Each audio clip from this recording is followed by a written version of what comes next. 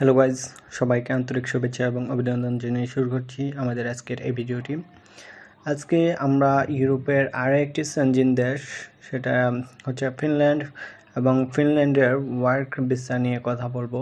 এবং সবার আগেই আপনাদেরকে একটা বিষয় বলে রাখি যে ইউরোপের সকল দেশ থেকে সবচেয়ে বেশি পার্সেন্টেজ ভিসা রেশিও হার 95% ভিসা বর্তমানে ফিনল্যান্ডে হচ্ছে।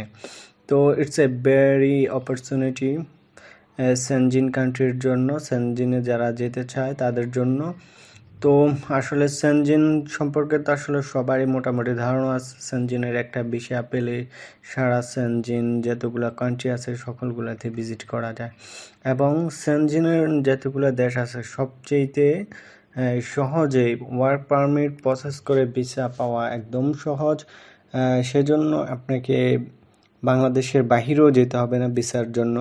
তো সম্পূর্ণ ভিডিওটি শুরু করার আগে আপনাদের কাছে একটি রিকোয়েস্ট আছে, আপনারা যারা নতুন ভিউয়ার্স আছেন অবশ্যই চ্যানেলটিকে সাবস্ক্রাইব করবেন এবং ভিডিওটি ভালো লাগলে একটা লাইক দেবেন। কিছু জানা থাকলে অবশ্যই ভিডিওটি কেমন হয়েছে অবশ্যই কমেন্ট করে জানাবেন। তো মূলত চলে যাই আমাদের মূল ভিডিওতে।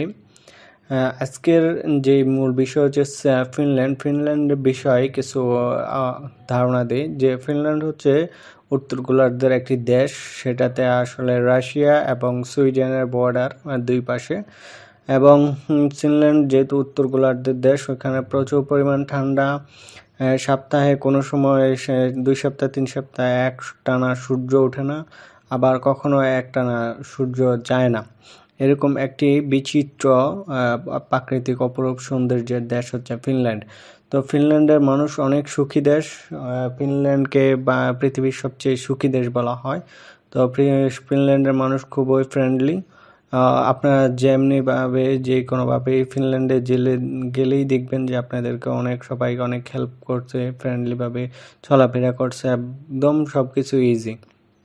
তো ফিনল্যান্ডের যাওয়া আসলে অনেকেই আসলে জানে না, সবাই বড় বড় কান্ট্রি এই দিকে ট্রাই করে, বাট ফিনল্যান্ডও একটা ভালো কান্ট্রি, অনেক ডেভেলপ কান্ট্রি। তো বাংলাদেশ থেকে ইদানিংকালে অনেক যাচ্ছে এবং যাওয়ার কারণে তাদের ভিসার রেশিও হারটা অনেক বেশি। এবং ফিনল্যান্ডের সবচেয়ে মজার বিষয় হচ্ছে আপনাকে ফিনল্যান্ডের ভিসার জন্য আপনাকে বাংলাদেশের বাইরে যেতে হবে না। এবং ফিনল্যান্ডের ভিসাটা আসলে মূলত সুইডেন এম্বাসি থেকে দেওয়া হয়। আপনাদের মূল ডকুমেন্টসগুলো আসলে সুইডেন এম্বাসি থেকেই আপনারা সকল কিছু প্রসেস করতে পারবেন। এবং ফিনল্যান্ডের আরেকটা মজার বিষয় হচ্ছে আপনাকে ফিনল্যান্ডের সবচেয়ে সহজ বিষয় হচ্ছে আপনার ফিনল্যান্ড থেকে এত কোনো রিকোয়ারমেন্ট নেই জবের, যেহেতু ওদের দেশের লোক সংখ্যা কম এবং সুখী সমৃদ্ধ দেশ, সেজন্য ওরা বেশিরভাগ সময় বাহির থেকে লোক হায়ার করে। যেমন ওরা বিভিন্ন ইউরোপিয়ান কান্ট্রি বা যে ইন্ডিয়া, পাকিস্তান এসব দেশ থেকে আসলে বেশিরভাগ লোক হায়ার করে থাকে। তো বাংলাদেশ থেকে আসলে এই বিষয়টা অনেকে ট্রাই করে না বিদায় হচ্ছে না। তো ইদানিংকালে অনেকে ট্রাই করছে বিদায় হচ্ছে। তো মূল ফ্যাক্ট হচ্ছে সেনজেনে যতগুলো দেশ আছে সবগুলোতেই আগে সর্বপ্রথম আপনাকে ওয়ার্ক পারমিট নিতে হবে। তো ওয়ার্ক পারমিটের আসলে রেস্ট্রিকশনটা অনেক কম। আপনারা জাস্ট ওয়ার্কটা ম্যানেজ করবেন। ওয়ার্কের জন্য আপনারা কোথায় ওয়ার্ক ম্যানেজ করবেন সেই বিষয়টাও বলে দিব। তার আগেই বলে দেই আপনার কি কি বিষয় আপনাকে রেডি রাখতে হবে ওয়ার্ক পারমিটের জন্য। সর্বপ্রথম আপনার পাসপোর্ট, 5-6 কপি ছবি, এবং যে জব অ্যাপ্লিকেশনটা ওটা অটোমেটিকলি রিজেক্ট হয়ে যায়। তো ওরা আপনার সিভিটা দেখবেও না আপনি কি লিখছেন কিনা। তো এটার জন্য আপনাকে অবশ্যই ইউরোপিয়ান স্টাইলে সিভি তৈরি করতে হবে। তো সিভিটা তৈরি করে আপনার যেখানে আসলে স্কিল্ড আনস্কিল্ড আছে, তো বাংলাদেশ থেকে বেশিরভাগ আনস্কিল্ডে যায়।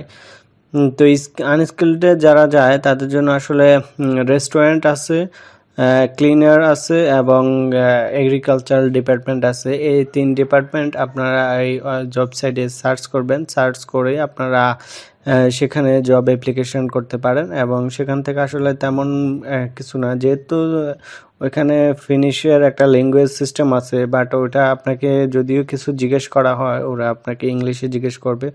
তো এটার জন্য কোনো প্রবলেম নয়। আপনি সুন্দরভাবে জাস্ট দুই একটা প্রশ্ন আপনাকে করতে পারে, আবার নাও করতে পারে, সরাসরি আপনার কাগজপত্র ডকুমেন্টসের উপর ভেরিফাই করে আপনাকে দিয়ে দিতে পারে। কারণ যেহেতু ওদের এখানে লোকবলের প্রয়োজন, সেজন্য ওরা আসলে চাইতেছে লোক নেওয়ার জন্য। ইদানিংকালে অনেকে আমাকে প্রশ্ন করতে পারে যে রাশিয়ার এসব ঝামেলার কারণে আসলে সেনজেনভুক্ত ফিনল্যান্ডকে ভিসা দিচ্ছে কিনা। আসলে ওরা ভিসা দিচ্ছে, ওদের ভিসা কোনো বন্ধ নাই, হয়তো বা ওরা এটা পলিটিক্যালি ইস্যু, ওটা আর যে কোনো টাইম এটা কোনো বললেই আর হয়ে যাবে না।